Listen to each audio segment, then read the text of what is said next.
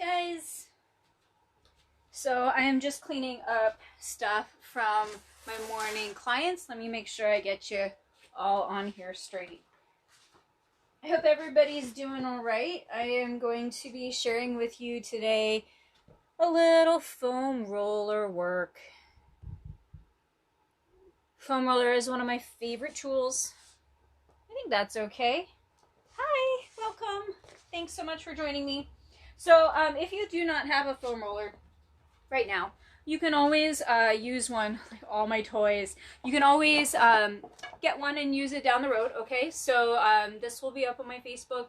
I'm going to put it up on my YouTube as well for a little bit easier viewing. And yeah, this, you can see my assistant coach, Wiley, in the background. This is my buddy boy, my handsome guy. He's also a big, giant, stubborn, gray kitty. So the moment I ask him to move, he's gonna get more down. But if I ignore him, he goes away. All right, so now we can begin.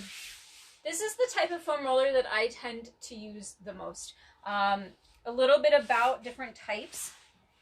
There are full-length ones, which I fully recommend if you are just starting foam roller work. They're a lot more versatile.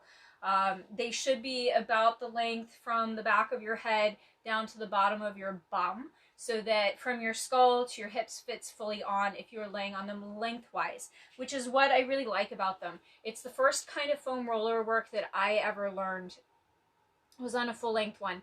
I recommend a company called OPTP. Wait, yes, OPTP. Oh. Hold on. I'm going to put it in the comments because now that I say it slow, I can't remember which company, which arrangement of letters. Anyway, you can find them on Amazon, and what I like, they are a little bit more expensive, but they come in 3 different types. You can get them of any length, but they come in a very soft type, which is almost like Tempur-Pedic feeling. It really forms to your body. It's very lovely, especially if you're very tight or just starting. The downside about a soft roller is that it's going to compress a lot faster. The ones by OPTP, I do think that that's what it is. They are high quality, so it will compress less fast than a cheap TJ Maxx one. So that's a nice way to go. They have a medium density, which is kind of a marbly color, and that is softish on the outside but firm at the core. So you can do some standing work, things like that on them, and they won't crush as quickly. The extra firm are pretty firm, and if you do aerial at the studio, then that's the black one we have. It's most often a black or a gray. This one is kind of like super extra firm. So this is actually made of PVC on the inside, and then it has nubbies on the outside. Any kind of textured foam roller you're going to find is a little bit extra intense. Not bad if that's what you like. I like the nubbies are angled on this so I can roll out my neck and my spine better.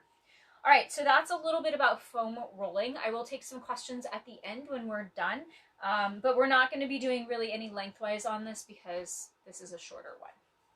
So let's start out on your back. And you're going to put the foam roller under your neck. It is best to hold onto it if that doesn't bother your shoulders, just because it's going to keep it from sliding.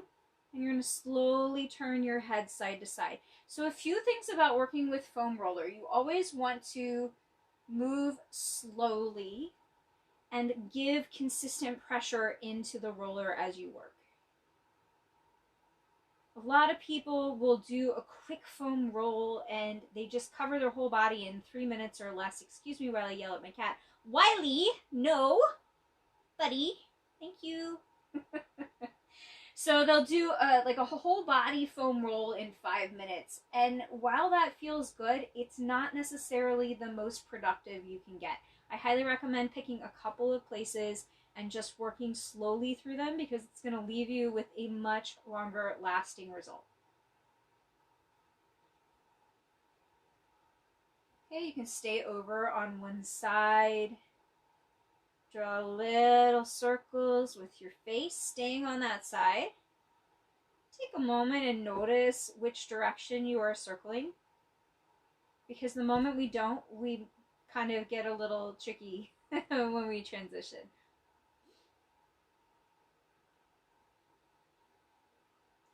Reverse. Remember, you're giving consistent pressure into the roller. You should feel this on the chunk of muscle that runs just to the side of the spine. I usually do somewhere between 5 to 10.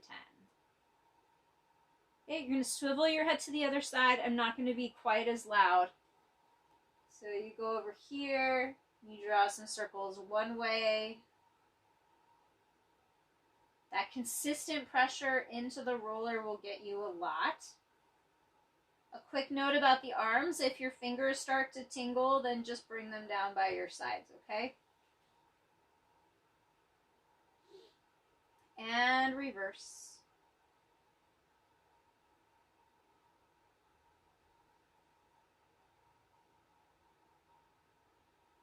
This is really great to do before bed too, and we'll talk a little bit about why at the end. Okay, and then we're going to roll to your side. I always roll to my side when I'm using the foam roller, so I'm not retightening what I just loosened up. You're going to take the roller high on the upper back, but still someplace that you can keep weight into it so it doesn't slip out from under you. Okay, hands laced behind the head, elbows nice and narrow. Push the elbows towards the ceiling, and then keeping the chin tucked in, lean backwards. There's going to be a very slight roll of the roller towards the head, and then reverse. Try to keep the ribs curved down into your back. They might move some, that's okay. And again, we're giving consistent pressure from the body into the roller. So you're not really passive. You're kind of treating it like a dance partner. Make sure you breathe. Also, don't let your chin jut up. The farther back we go, the harder it is to keep the chin tucked to the throat.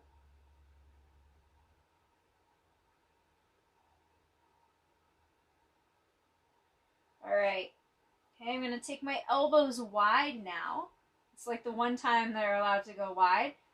And I'm going to reach one elbow farther away. Now, the trick to keeping this really productive, you should feel a stretch through the longer side of your body. Both shoulders stay on, and I'm bringing the weight of my head into my long side hand. And that's going to open my chest on that side, as well as creating a nice side bend through that waist. I'm also wagging my tail a little bit towards you guys so that I get a nice full side bend. You could keep the hips stable and stationary too. Just make sure everything is staying flat to the ceiling and not twisting. Twisting's a different one. All right, let's go on over to the other side. Again, I'm letting the weight of my head go into my left arm on this side. My tail is wagging away from that elbow. The head is staying fully relaxed with the chin just a little tucked.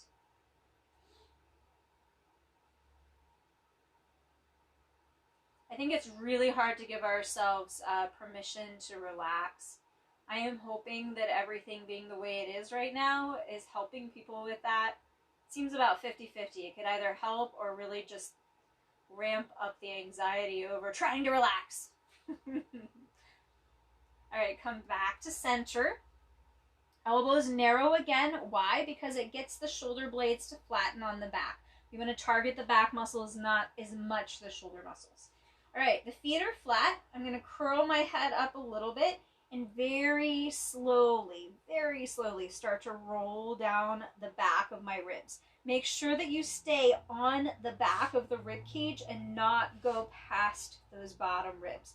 Mostly because the bottom ribs are floating. They're not really attached. We don't want to put extra pressure on them because they're close to the internal organs. The elbows stay high, and then I'm going to slowly roll back up, a little bit faster on the way up. So I always choose a direction to emphasize. For me, when I go on the back, I really slowly go down the back.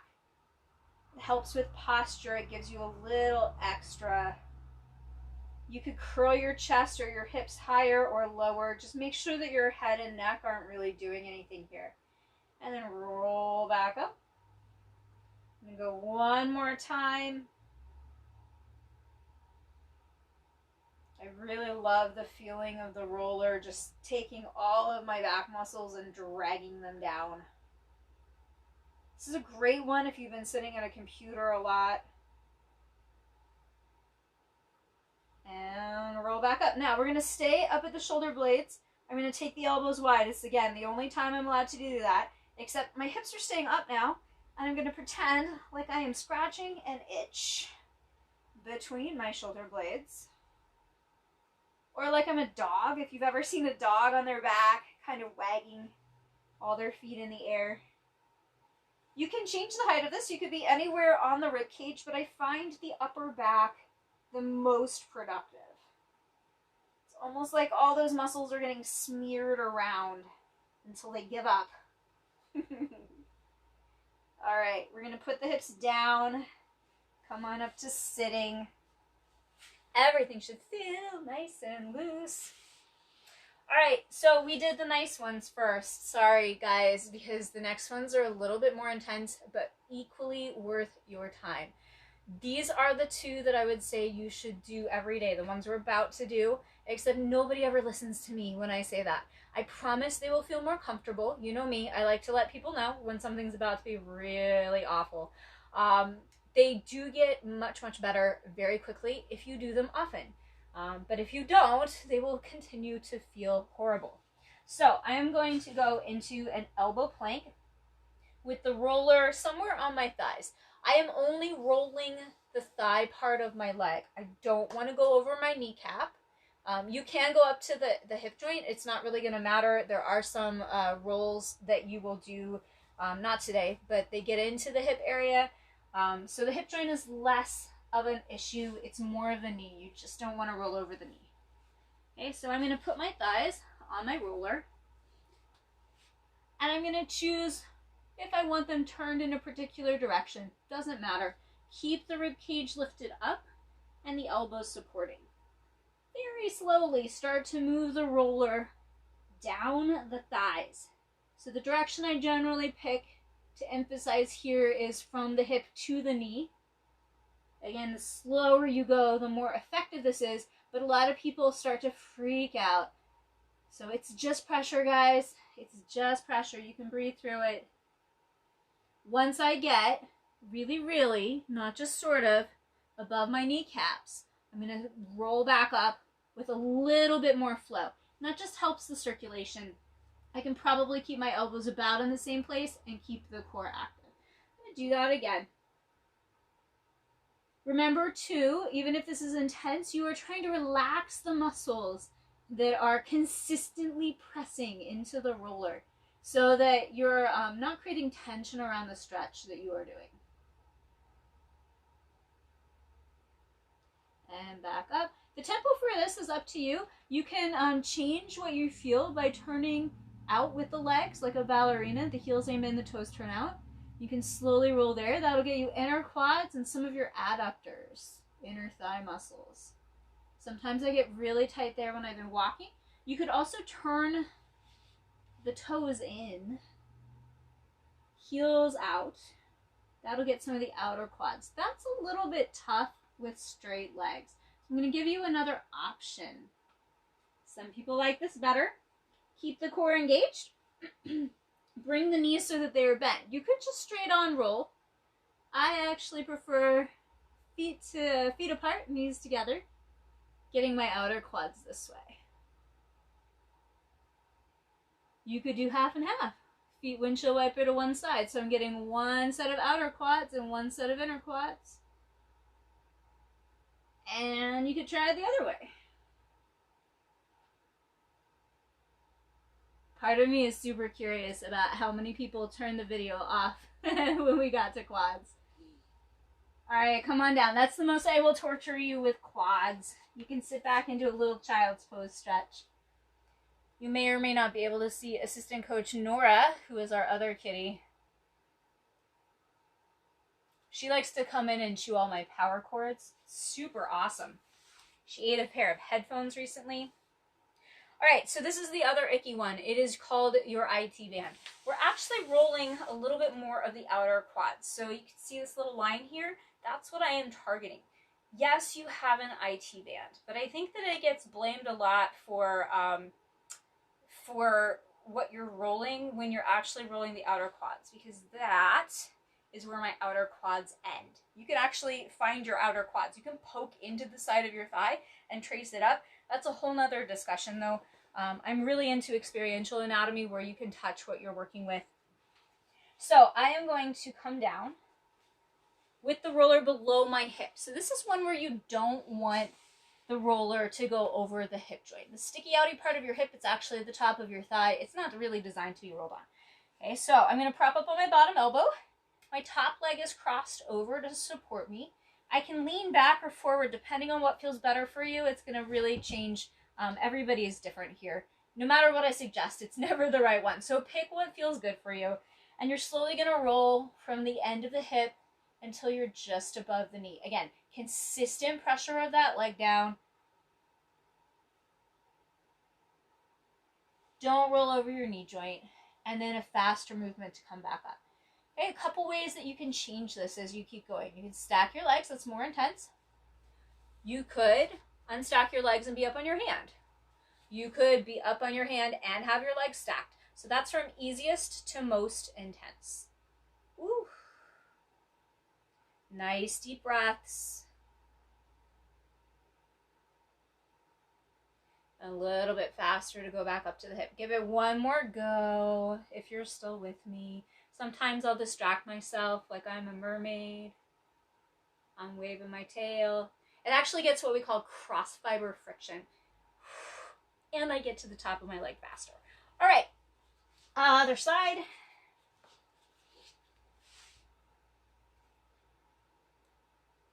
You can imagine with the nubbies on a roller how much more interesting this is.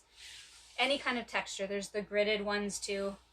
All right, down on the elbow, top foot crosses in front. Your arms and your top leg are there to help you. You can lean more forward or back to make this happier. I'm going to go right into one of the harder versions just because I know. So when they first started making foam rollers, they didn't have the different densities. And the foam roller I got was to stretch my IT band because it was so incredibly tight. It was causing me a lot of pain. I couldn't sit for very long, especially in a car. And so I took that foam roller home and I started doing the stretch every day. 3 months later, my foam roller was substantially flatter and I had to get a new one, which is one of the reasons why it's worth paying a little bit more for a foam roller that you know is going to last you longer rather than having to replace them every month or so. You can do the little wag. Woo, so much fun. I promise these do get better too. They really do. All right, come on down from that. Your legs and your back should feel pretty awesome. I wanted to go over, if you have questions, you can ask them, but I wanted to go over a few reasons why foam rolling is worth it. First off, most of our day is pretty stressful, whether it's just life stress or work, driving, we're constantly on the go. Doing something like foam rolling before bed will help you sleep better, not just because you are looser, but because your nervous system has had a chance to recollect itself. There are two parts of the central nervous system. There is the parasympathetic nervous system and the sympathetic nervous system. It's this bigger conversation than that, but that's what we're going to go with for now. So the parasympathetic nervous system is responsible for us being able to heal our muscles, absorb the information we've learned through our day, get better sleep, have better digestion, feel better. It has a huge component to our mental well-being as well. And it's a really important part of our lives that we don't access actively. If you do something like foam roller, it helps your parasympathetic nervous system come out to play. It helps us know that we are safe and that we are comfortable and that life is okay. So it's a really good tool to use, especially if you are active if you're not active, if you're stressed, if you're not stressed. It's such a good tool. I'm a huge fan of foam roller. Who should foam roll? Everybody. That doesn't mean that every exercise on a roller is for everybody, though. How do you tell? You probably have a good sense of what that foam roll on your legs felt like. It's fairly intense. Intensity is okay. Sharp, jabbing pain, numbness, tingling, any of those things say that you need to speak to a qualified medical professional. If you have an acute injury where a car accident or your dog knocked your legs out from under you or something is bruised, don't roll on a bruise. Don't roll on an acute injury. It's just not a good idea. Again, you want to seek proper medical care for that first. Broken bones, don't roll on those either. If you have, just like you wake up and your neck is a little tweaked, you can try out a foam roller and see if you get any of those indications. If you do not use the foam roller. There are plenty of telehealth providers that are helping people online. If you would like a good list of those, I'm happy to provide you with the ones I recommend. Otherwise, if you have questions, let me see if I can see questions. If anybody has questions. Hi! Thanks for watching, guys. If you have questions, let me know. You can also type them in the comments and I will be sure to type them back. This is going on my YouTube channel as well, and I am going to start doing some live classes, probably via Zoom. So you can look back at my post from, I think, yesterday that said, it was a live, that said, let me know what kind of things you would like. It had a little list, and I'll be putting some Zoom classes together for you guys, okay? So thanks so much for watching. I really appreciate it, and I hope you guys have a good week.